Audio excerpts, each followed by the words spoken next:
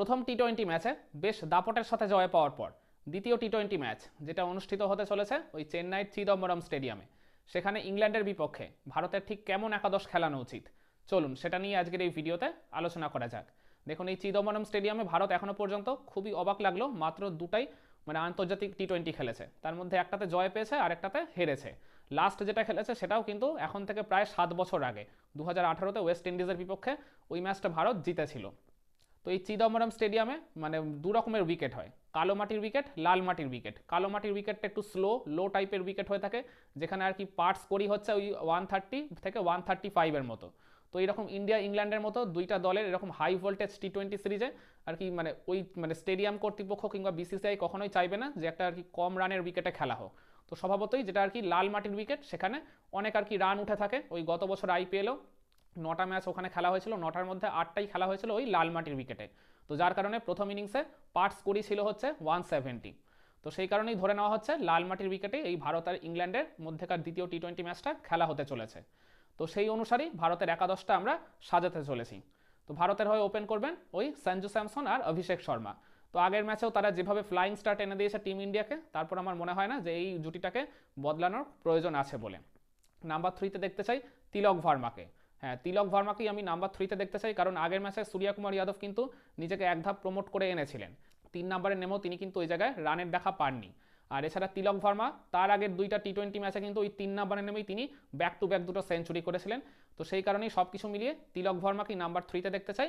আর number 4-এ এই ভারতের এই টি-20 টিমের ক্যাপ্টেন সূর্যকুমার যাদব বা স্কাইকেই দেখতে চাই। নাম্বার 5-এ দেখতে চাই হার্দিক পান্ডিয়াকে। এই জায়গাটা নিয়েও প্রশ্নচিহ্ন তোলার খুব একটা জায়গা বা অবকাশ নেই বললেই চলে। নাম্বার 6-এ দেখতে চাই রিঙ্কু সিংকে।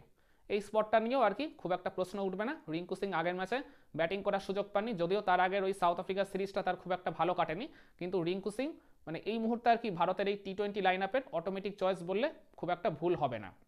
তো স্বাভাবিকভাবেই নাম্বার 6-এ রিঙ্কু সিংই আসবেন। নাম্বার 7-এ দেখতে চাই এই টি-20 টিমের ভাইস ক্যাপ্টেন আকসার প্যাটেলকে।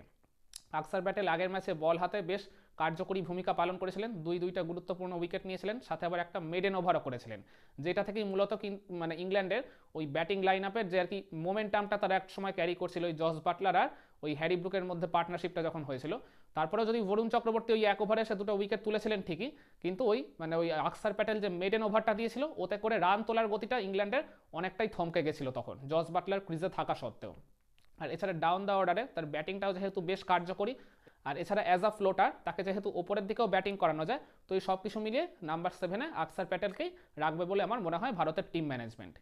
নাম্বার 8-এ আমি দেখতে চাই ওয়াশিংটন সুন্দরকে।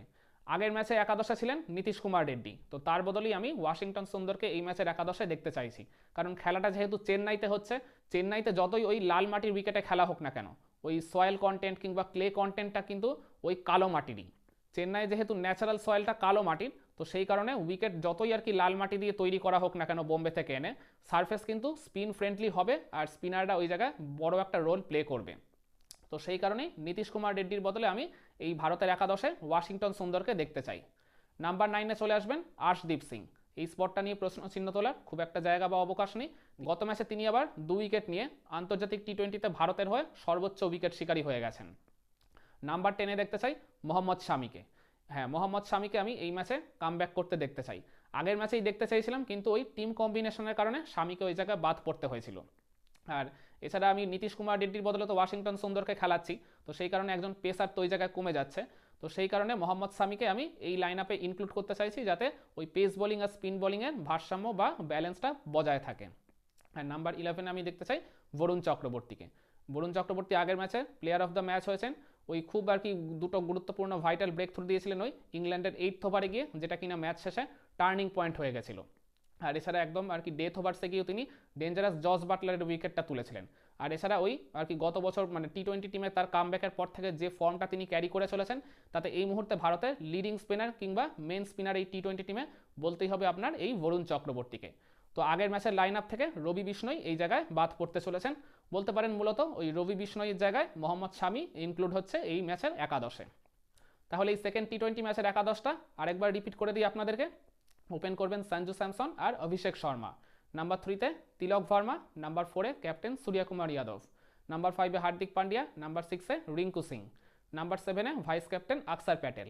নাম্বার 8-এ ওয়াশিংটন সুন্দর। আর ওয়াশিংটন সুন্দরকে এই জায়গায় খেলানোর আরেকটাও কারণ হচ্ছে তার ওই আর কি মানে নিচের দিকে গিয়ে তিনি ব্যাটিং করতে পারেন, যথেষ্ট কার্যকরী ভূমিকা পালন করতে পারেন। তো তাকে একাদশে রাখলে ভারতের ব্যাটিং অর্ডারটাও অনেকটা আর কি দীর্ঘ হবে। নাম্বার 9-এ আর্শদীপ সিং, নাম্বার 10-এ মোহাম্মদ শামি, আর নাম্বার 11-এ বরুণ চক্রবর্তী। তাহলে চেন্নাইয়ের এই চিদম্বরম স্টেডিয়ামে ইংল্যান্ডের বিপক্ষে সেকেন্ড টি20 ম্যাচে ভারতের এই পার্টিকুলার একাদশ বা 11টাই আমি দেখতে চাই। তো আপনারাও কি আমার সাথে একমত? আপনারাও কি সেকেন্ড টি20 ম্যাচে ভারতের এই প্লেইং 11 বা একাদশটাই কি শেষ ম্যাচ দেখতে চান?